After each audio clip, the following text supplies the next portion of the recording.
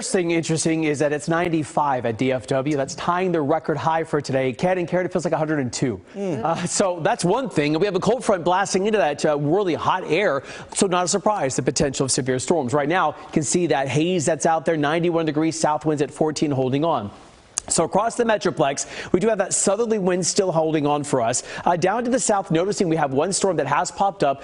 This is further down to the south, northeast of Lampasas, making its way towards the east-northeast. And then that line continuing through parts of Navarro County, stretching into parts of Henderson County, all the way up to near Tyler. So this is where we're watching. That storm is going to be making its way to the east. But the larger view shows, at least right now, not a whole lot has developed. However, here's the cold front moving its way in, and we have a dry line south of that as well. So both of those in combination and really working with this hot air, the potential of the severe storms remain.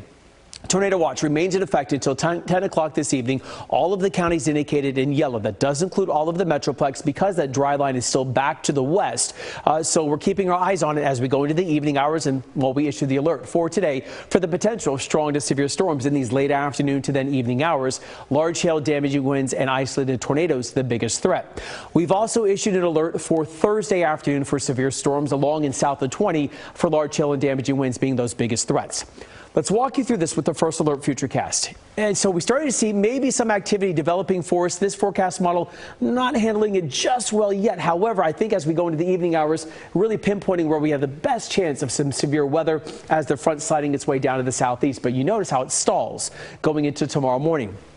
More cloud cover around, rain developing along it, maybe some strong to severe storms as we go into the early afternoon hours south of 20. And then as we go into the evening hours, there's the potential down through parts of Anderson County, Henderson County, some supercell storms to develop as that front stalls down to our south. So the risk parameters today, slight risk of any storms reaching severe limits in the metroplex is higher to the northeast. You saw that kind of coincides with the first alert futurecast, showing the majority of the activity further to the northeast, large hail, damaging winds, and isolated tornadoes. But watch how it changes as we go into tomorrow. You're able to see that a lot of North Texas under that level 3, that enhanced risk of severe storms that does include the majority of the metroplex. So tonight, rain chances are going to be going up for us tomorrow, also going up to 50 to 60% chances. So we'll keep our eyes on the first alert radar, let you know if anything reaches severe. But what's happening right now is you're sweating. It's 95, southwest winds at 16, gusting to 23. When you factor in the dew point of 71, it feels like 102. It's not supposed to be like this in early May. We're normally supposed to warm up to about 81, 82 degrees.